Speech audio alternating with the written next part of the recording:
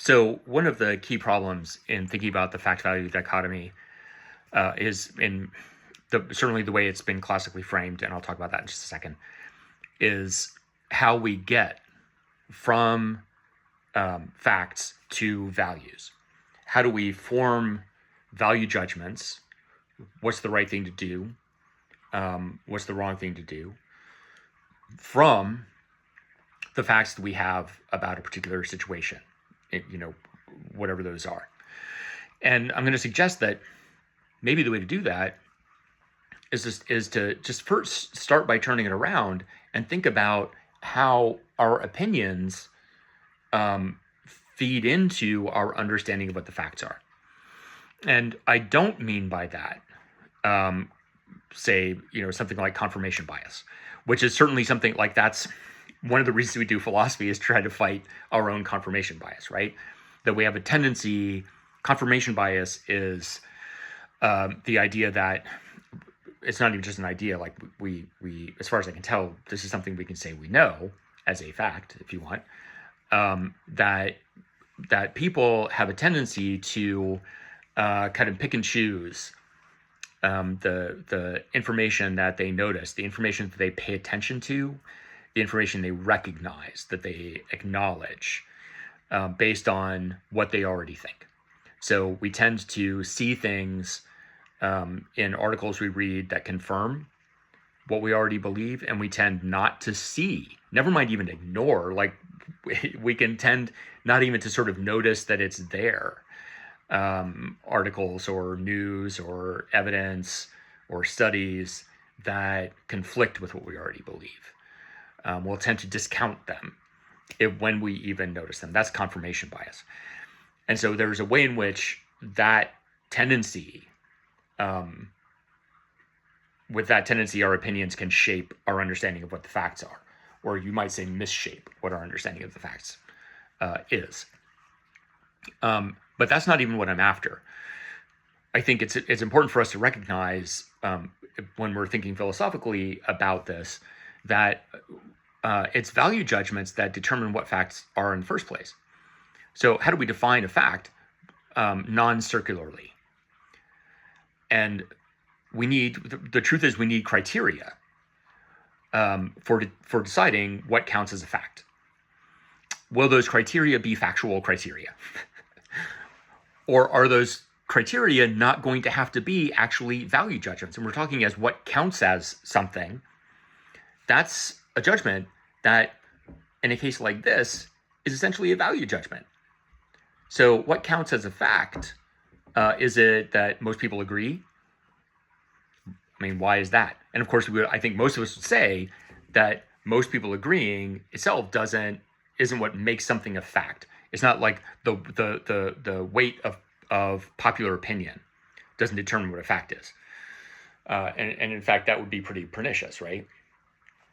And that's one of the reasons of trying to make a distinction between facts and opinions in the first place. But we can think about when we talk about justification, right? So if I've got an idea of knowledge as justified true belief, what counts as justification? And the very idea that physical evidence counts as justification is a value judgment. And why should we be afraid of that? Why should we deny that it's anything other than a value judgment now? And there's some really interesting, some kind of surprising stuff on this recently from recent philosophers who are kind of returning to some of the early 20th century arguments about this stuff. But and certainly values like soundness or clarity or even coherence and consistency, right? When we're saying if we're trying to be philosophical, we want to be coherent, we want to be consistent. Those are value judgments.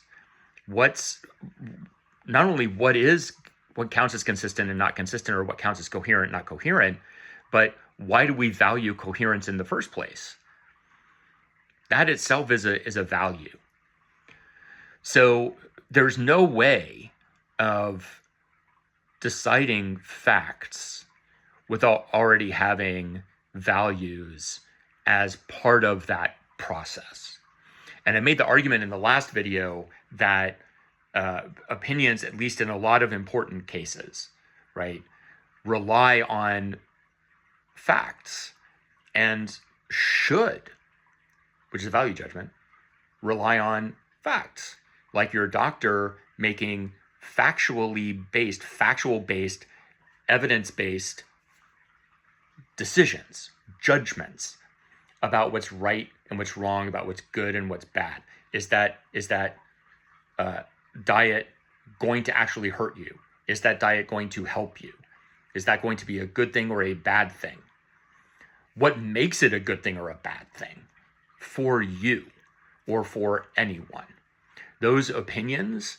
And so if we, for example, if we go back to cancer treatment, we talk about getting a second opinion for good reason. Those opinions can vary. And that's just a sign, not that the facts are wrong or that the opinions are wrong, but that it's fuzzier than we really wish it would be. And pretending that it's not is not going to make it, it's not going to make the situation any better. So so I've been asking, we started this asking, how do we get from particular factual situations to value judgments? What's the line that connects those things?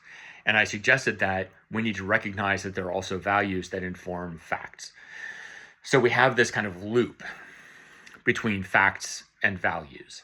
If the influence from values to facts is about establishing criteria for deciding what a fact is, then and what facts matter, for example, in particular cases, as opposed to other facts in other cases, how you weigh those things, what counts as reasonable justification, and why, which is just not a factual question. The why is just not a factual question, but it does lead into how you use the facts.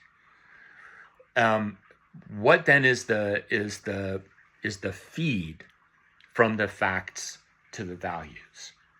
And that's what we're going to have to get to next time.